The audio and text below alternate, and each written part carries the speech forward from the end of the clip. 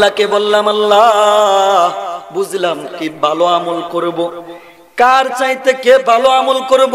ও আল্লাহ কিভাবে বুঝবো আমি একজনের চাইতে আরো ভালো, একজনের চাইতে ভালো আমল করব? আল্লাহকে যখন প্রশ্ন করলাম, এর জবাবে আমার নবী, আপনার নবী কামলিওয়ালা নবী বলেন, মানুষের ভালো আমল করার জন্য, মানুষের সুন্দর আমল করার জন্য, মানুষের আমলটা আমার মালিকের কাছে কবুল হওয়ার জন্য দুইটা শর্ত। এক নাম্বার শর্ত, আল্লাহর নবী বলেন, আখলিস দীনাকা ইয়াকফিকাল আমালুল কলিল। নবী আমার বলেন, তোমার ঈমানকে খাঁটি করো, তোমার ঈমানকে মজবুত করো, তোমার ঈমানকে তাজা করো, অল্প আমলেই তোমার জন্য নাজাতের ব্যবস্থা হয়ে যাবে। আরো জবান খুলে বলুন সুবহানাল্লাহ।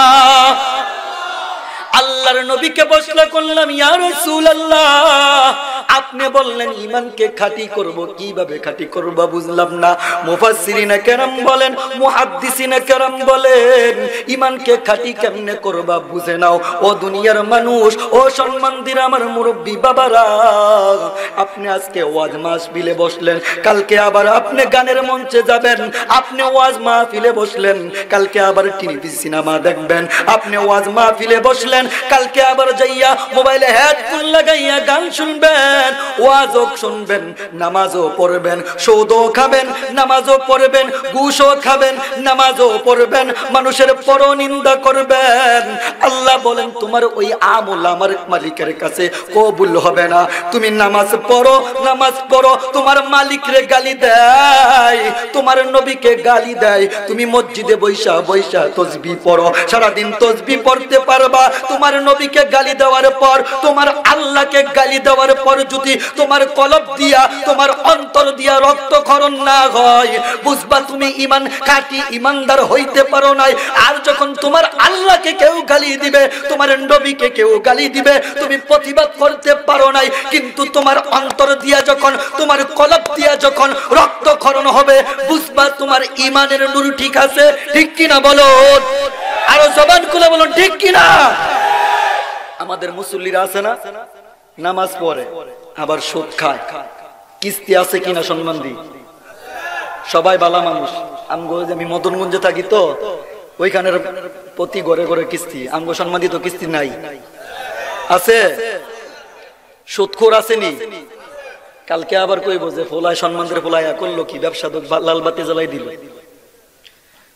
সুদের ব্যবসা আসেনি, 10,000 দিয়া দিছে, 10,000 নেয় 40,000। একবারে চিপতে কয় কিছু না, ঘরের ভিতর গরুটা আছে, কয় গরুটা দিয়া দি। আল্লাহর নবী বলেন, ঈমান খাঁটি করো। কয় ঈমান খাঁটি কেমন খাঁটি ঈমান?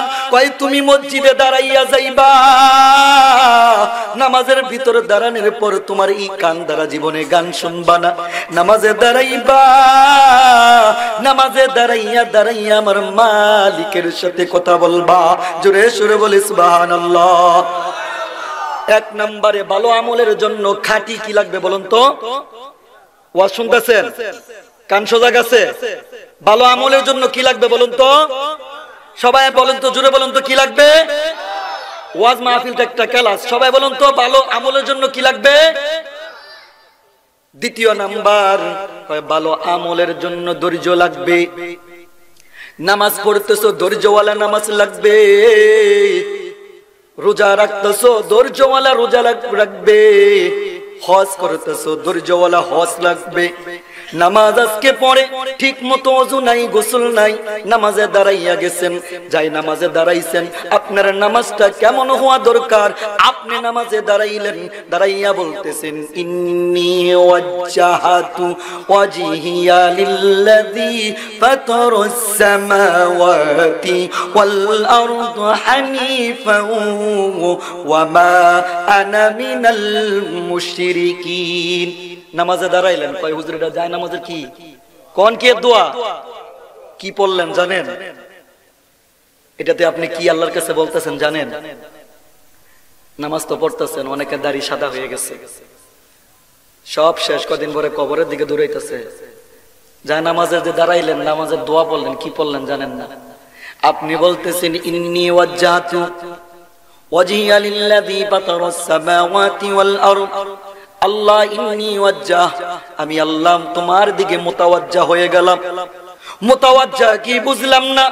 আল্লাহকে ডাকতে বললাম আল্লাহ নামাজের বিছানায় দাঁড়াইয়া গেলাম। নামাজের বিছানায় দাঁড়াইয়া আমার বাড়িতে মনটা ছিল, আমার ক্ষতে গরুগুলা ছিল, আমার বাড়িতে ব্যবসা ছিল, আমি কবিশ আদালতে ছিলাম। আল্লাহর নামাজের দিকে যখন দুইটা হাত তুলে দিলাম, ও মালিক, ও দয়ার মালিক আল্লাহ, আমার রুটা, আমার কলবটা, আমার দেহটা, আমার শরীরটা সম্পূর্ণটা একমাত্র তুমি আল্লাহর দিকে রুজু করে দিলা। নামাজে দাঁড়াইলেন, নামাজে দাঁড়াইয়া বলতেছেন আলহামদুলিল্লাহি রাব্বিল আলামিন। পড়েন কিনা, পড়েন কিনা? সবাই পারেন না? সবাই আমার সাথে বলুন তো আলহামদুলিল্লাহি রাব্বিল, পিছনের গুলা কয় না, আবার বলেন, আবার বলেন আলহামদুলিল্লাহি রাব্বিল। আমি নামাজে যখন দাঁড়াইলেন আপনি কি জানেননি? আপনি আলহামদুলিল্লাহ বললেন। আপনি আলহামদুলিল্লাহ বলার সাথে সাথে আমার মালিক আপনার সাথে উত্তর দেয়। আমার মালিক কি উত্তর দেয়? বান্দা যখন বলেন আলহামদুলিল্লাহি রাব্বিল আলামিন, আমার মালিক বলে হামিদানি আবদি। আপনি যখন নামাজে দাঁড়াইয়া বললেন সমস্ত প্রশংসা আমি আল্লাহর, আমার আল্লাহ বলেন বান্দা আমার প্রশংসা করলো। আপনি যখন বলেন আর রহমানির রহিম, আল্লাহ বলেন মাজ্জাদানি আবদি, বান্দা আমার বুজুর্গি বর্ণনা করলো। মালিক ইয়াউমিদ্দিন, আমার মালিক বলে আসনা আলাইয়া আবদি, বান্দা আমার গুণ কীর্তন করলো। তারপরে বলেন ইয়াকা নাবুদু ওয়া ইয়াকা নাস্তাইন, আমার মালিক বলেন হাযা বাইনি ওয়া বাইনা আবদি ইয়াকা নাবুদু ওয়া ইয়াকা নাস্তাইন। এর অর্থ জানেননি? বলেন তো কি জানেন না? হায় হায় হায়, ও মুসলমান, আল্লাহ যদি প্রশ্ন করে আল্লাহর কাছে কি জবাব দিবা? আমি আপনি নামাজে দাঁড়াইয়া বলি ইয়াকা নাবুদু ওয়া ইয়াকা নাস্তাইন, ও দয়ার মালিক কেবলমাত্র আমরা আল্লাহ তোমারই ইবাদত করি, তোমার কাছেই প্রার্থনা করি, তোমার কাছেই সাহায্য চাই। বান্দা যখন বলেন ইয়াকা নাবুদু ওয়া ইয়াকা নাস্তাইন, নামাজে দাঁড়াইয়া বান্দা যখন এইভাবে বলতে থাকে, আমার আল্লাহ বলেন হাযা বাইনি ওয়া বাইনা আবদি, আমার মালিক বলে বান্দা নিজের জন্য কিছু বললো, আমি আল্লাহর জন্য কিছু চাইলো। আমি আল্লাহ পাক রব্বুল আলামিন বান্দা নিজের জন্য যা চাইলো, আমি আল্লাহ পাক রব্বুল আলামিন আমার বান্দাকে সব দিয়ে দিলাম।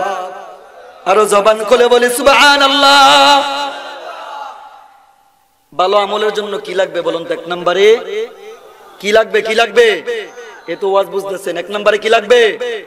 দুই নম্বরে কি লাগবে? সবুর। কি লাগবে? নামাজে দাঁড়াইয়া ধৈর্য। রুকুর সেজদাটা দিবেন, সেজদাটাও ধৈর্যের সেজদা হতে হবে।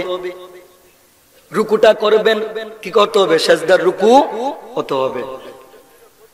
তাহলে আমরা বুঝলাম, আল্লাহ বললাম তোমাকে ইবাদত, আমি আল্লাহর ইবাদত করো। আল্লাহকে বললাম কেন করব? আল্লাহ বলেন যে আমি আল্লাহ তোমারে কি করছি?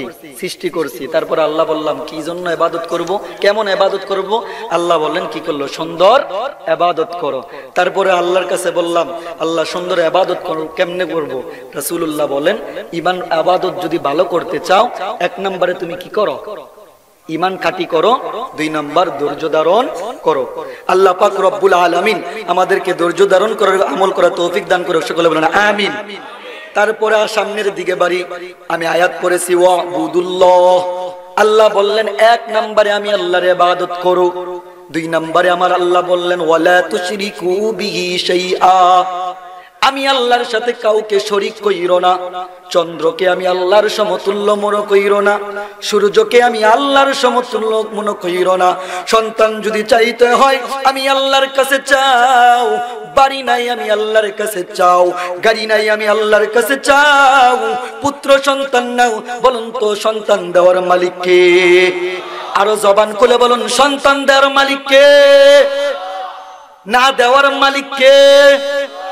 রিজিক দেওয়ার মালিক কে? সূর্য উঠাই কে? সূর্য ডুবাই কে? বাংলাদেশে কার কথায় সূর্য ওঠে? এদেশে আল্লাহু আকবারের সুরে সূর্য উঠে, এদেশে আল্লাহু আকবারের সুরে সূর্য ডুবে, ঠিক কিনা? এদেশে আল্লাহু আকবারের সুরে সূর্য উঠে, এদেশে আল্লাহু আকবারের সুরে সূর্য ডুবে। এদেশে মাল্লা মাঝি কিশোর মজুর সবার মুখে শুনো রে লা ইলাহা ইল্লাল্লাহর জিকির উঠে, ঠিক কিনা বলো? ইমানের শক্ত আগুন জ্বলছে সবার বুকে বুকে, সেই আগুন জ্বালতে হবে দেশ হতে দেশ দেশান্তরে। এদেশে আল্লাহু আকবারের সুরে সূর্য ওঠে, এদেশে আল্লাহু আকবারের সুরে সূর্য ডুবে। ভালো লাগলে জবান খুলে বলুন আল্লাহু আকবার। বলতেছিলাম আল্লাহ বলেন আমি আল্লাহর সাথে কাউকে শরীক কইরো না। তারপরে আমার আল্লাহ বলেন ওয়া বিল ওয়ালিদাইনি ইহসানা।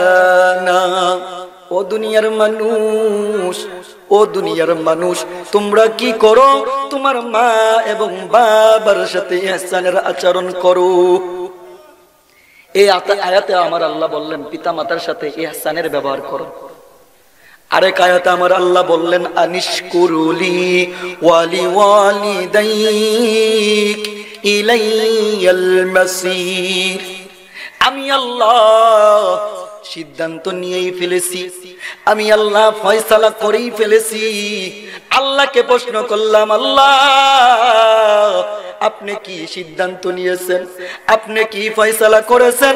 আমার মালিক বলে আমি আল্লাহ সিদ্ধান্ত নিয়েছি, এক নম্বরে তোমরা আমি আল্লাহর অনুগত করো, দুই নম্বরে তোমরা দুনিয়ার জমিনে তোমার মা বাবার ইবাদত অনুগত করো। জোরে সোরে বলে সুবহানাল্লাহ। আল্লাহর আইন মানা বলুন তো কি? আল্লাহর আইন মানা বলুন তো কি? মা বাবার আইন মানা ফরজ। এই তো ভুলে গেছেন গা, মা বাবার আইন মানা ফরজ। আব্বু কই যায়? ও হ্যাঁ যায় না, বসা মশা কত মনে যায়। হ্যাঁ যায় না, যায় না। আল্লাহ আপনাদেরকে ধৈর্য ধারণ করার তৌফিক দান করুক এবং এই মাহফিলের উসিলায় আপনাদের মা বাবাকে মাফ করে দেখ এবং আল্লাহ যেন এই মাহফিলের উসিলায় সমস্ত মানুষের এখানে যারা বসেছেন সকলের গুনাহগুলো যেন আল্লাহ মাফ করে দিয়ে আজকের এই মাহফিলকে কবুল ও মঞ্জুর করে নেক। সকলে বলুন আমিন। বলতেছিলাম বলেন তো আল্লাহর আইন মানা কি আর মা বাবার আইন মানা? আইন মানা যাবে? আইন বুঝছেন? আল্লাহ মা যদি কয়, ইব্রাহিম আলাইহিস সালামের পিতার নাম শুনছেন? উনি কি ছিলেন? মূর্তি পূজারী ছিলেন। বাবা ছিলেন না? মানে বাবা যদি কয় মূর্তি পূজা করতে করা যাবে? করা যাবে। শিক্ষা নেন, আল্লাহর আইন মানা ফরজ আর মা বাবার খেজমত করা কি? আবার বলুন আল্লাহর আইন মানা কি? মা বাবার খেজমত করা। কেন মা বাবার খেজমত করবেন? ও যুবক ভাই কেন খেজমত করবেন? কারণ মা হইল একটা বট গাছ আর বাবা হইল আরেকটা বট গাছ। ও যুবক ভাই আমার বাবা এখানে বসে আছে, এইখান থেকে প্র্যাকটিক্যাল শিখাইয়া দেই। আমার বাবা খেতে খামারে গেছে, আমার বাবা মাথার ভিতর বাঁশের লাঠি নিয়েছে, মাসের মাঝে কিলুর চাইতে কিলু সম্মান দিতে আনন্দ বাজারে দৌড়াইছে। আল্লাহ পাক রব্বুল আলামিন আমাদের তিনটা ভাইকে শিক্ষিত করছে। ঈদ যখন আছে আমার বাবা সাক্ষী। আব্বারা যদি বলে আব্বা গো তোমার জন্য নতুন জামা বানাইয়া দে, বাবা বলে তোর যে পাঞ্জাবি দিছ আমার ঘরে যে পাঞ্জাবি গুলা আছে এইগুলা পইরাই শেষ করতে পারি না। বাবা তুই ইমামতি করস, মানুষের কাছে যাস, ও বাবা তুই নতুন নতুন পাঞ্জাবি বানা। ও মুসলমান ভাই মা বাবার মতো কোনো আপন কেহ নাই। বউ আপনি বউ হাক গেলে বউ পাইবেন, সন্তান গেলে সন্তান পাইবেন। মা যদি একবার হারাইয়া যায়, বাবা যদি একবার হারাইয়া যায়, ওই মা বাবা আর কান্না করলে পাবেন না, ঠিক কিনা বলুন? বাবাকে জিজ্ঞাসা করেন, বাবাটা যখন বিয়ে শাদী করে নাই, ওই বাবা জীবনে কোনোদিন রৌদ্রের আলোতে পুড়ে নাই, বাবাটা কোনোদিন বৃষ্টিতে ভিজে নাই, বাবাটা কোনোদিন শরীর দিয়া গাম জড়ায় নাই। আল্লাহ যখন একটা সোনার মানিক দিছে, যেই মানুষটা জীবনে কোনোদিন সূর্যের আলোতে যাইতো না, চেহারা কালো হয়ে যাবে, বৃষ্টিতে ভিজে নাই, শরীরের ভিতর রোগ বাসা বেঁধে যাবে, ওই বাবাকে যদি জিজ্ঞাসা করি, বাবা ও বাবা, আপনি এখন যখন আজকে রাস্তায় দেখি সকালবেলা বাইর হয়েছেন, বিকাল হয়ে গেছে, আপনার শরীরের ভিতরে জামাটা পরেছেন, জামাটা ভালো না, আপনি যে সকালবেলা খাইছেন কিনা খবর নাই, আপনার চেহারা কালো হয়ে গেছে। বাবাকে যদি প্রশ্ন করেন, বাবা আপনার এই হাল কেন, বাবা উত্তর দেবে, বাজান আমি যখন বিবাহ শাদী করেছিলাম না, আমার কোনো চিন্তা ছিল না, ভাবনা ছিল না, যখন আল্লাহ আমার একটা মালিক দিছে, আমার মালিকের ভবিষ্যৎ চিন্তা করার জন্য, আমার মালিকের ভবিষ্যতের দিকে তাকাইয়া বাবাটা নিজের শরীরকে শরীর মনে করে না, বাবা রিক্সা চালায়, বাবা ভ্যান চালায়, বাবা ঠেলা গাড়ি চালায়, বাবা বৃষ্টির পানিতে বুঝে। বলুন তো এইটা কার জন্য করে? জবান খুলে বলুন, কার জন্য করে? আল্লাহ এই জন্য বলেন, আনিশকুরুলি ওয়ালি ওয়ালিদাইক ইলাইয়াল মাসির। আমি আল্লাহ ফয়সালা করেই ফেলেছি, আমি আল্লাহর অনুগত করার পর সন্তান তুমি অনুগত করবা তোমার মা আর বাবার। আমাদের সমাজ আজকে কি দেখা যায়? সমাজে দেখা যায় বাবার জন্য একটা পাঞ্জাবি বানায়, বাবার জন্য 1 কেজি আপেল আইন না, বাবার একটা